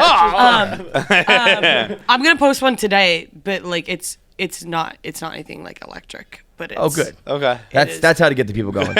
I'm gonna post a video today. Not gonna be good. Everyone, get over to Jackie's TikTok. It's not electric. No, I didn't know you're posting them on TikTok. Okay. That's fair. Yeah. I mean, that's where she should be doing it. Yeah. You should be trying to grow your TikTok. Her Around the Office videos did well. Yeah, So those were good. Those were good. That was Frank the Tank thinking you're in sales. All right, interview time. Let's get into it. We got Troy Bond on the show. Like I said, he comes out of a fucking cannon, so buckle up, get ready. Troy Bond on KFC Radio. Let's talk to him. People are already there. Right. Once you find out that if you love an athlete who like happens to do a little bit of music or has an interest that you like. When I find out a comic also likes the Mets or something like that, I'm like, like you're good. I really like you, and now I know something else about you. So you don't even need to be that great. I'm the opposite. You don't like them to be like I don't real like people who I don't like. I was actually thinking about this the other day. I went to, you know what it was? I went shopping. I went to a store and. Gun store? Oh yeah, the one in the gun store. And I was like, man, I hate doing things I like because I just see all the other people who I now have something in common with, and I'm like, I hate all of you. Like he is the most. That was the darkest thought I've ever had. Seriously, what? I disagree. I'd be like, not having a good time with nobody I don't know. I've heard this man talk about. I walk by buildings and I think about jumping off them, and that was darker. Dude, I want to be your friend, man, but I also don't. I'm scared. You just being like, I can't go to the store because I see other people there that are are happy, and that makes me sad. Is sick. Not that they're happy. It's that I'm like, damn, I'm like you. And like when you meet people who share an interest that you share, and you're like, oh, you're actually just one of those guys, insufferable to be around. Right. And like, like when you catch a glimpse of yourself in the mirror. One of the guys on my Mets podcast, like the other day, was like arguing with people on Twitter about the Mets, and I reached out to him and I was like, yo, dude, like, don't do it. It's not worth it, you know? And he kept going. And I was like, this is crazy. Why is this guy fucking doing this? This guy is a dumb asshole. And I was like, oh my God, this is what I look like to everybody. That I can understand, where you're like, wait a minute. That's what I mean. Yeah. When, like I'm dreading going to the Taylor Swift show. I'm like, all of us are. The little girls will be fine. Where I'm like, okay, that makes sense. Never say that out loud again. Don't ever say I thought going to the Taylor Swift concert, all the little girls will be fine. I'm happy with them. It's everyone else. I wish it could just be me and all the little girls. And we could prance around, and I got a blank space, baby, and I'm writing Appy's name, Eliza's name, Maddie's name. You're all coming to My Little Pony birthday party. It's going to be fantastic. See you at the Dalai Lama booth. I was like, maybe I shouldn't say it. I was like, yeah, I'm going to say it. I'm fucking little girl. It's great. But when I see like the 30-year-old, I'm like, oh, you fucking guy. I'm like you, dude. What are you going to do? What are you going to do? You're just going to jump I think that's kind of sweet. See, I have a friend who's like 27, and she's really excited to go to the Taylor Swift show because like she grew up with her. I can't think of like any other artist that like that is at that level. Yeah, because you have to have the longevity, right? Still be relevant. She probably started listening to her when she was 10, 11 years old, and now she's 20. I think I was a sophomore in high school. When Tim McGraw came out, something like that. Maybe is Tim McGraw your Taylor Swift? No, that's her first like hit was called Tim McGraw. Oh, it's called Tim McGraw. Yeah, I thought you were Tim McGraw. Tim McGraw. My mom loved Tim McGraw. One time she got away from because she worked shit. When she escaped? Yeah, we had her in the basement. She worked like she was a nurse. She worked crazy hours, but she had like one vacation when I was a kid to go see Tim McGraw and Faith Hill. She went with like my grandmother. They're married, like, right? I think so. Yes. Yeah. She went to like Pennsylvania to go see her. That weekend, I was like 10 years old, and my dad had a PS2. This was like probably 2006, 2007, and I loved the Battlefront games, Star Wars Battlefront, the OG. But I was not allowed to play them on his PlayStation, and so I would delete the data right after I was done playing it. And he was really into that game Blitz. The league that just would cheat all the time, just aggravate. And he had like maybe 60 hours invested in that game, and I deleted it by accident.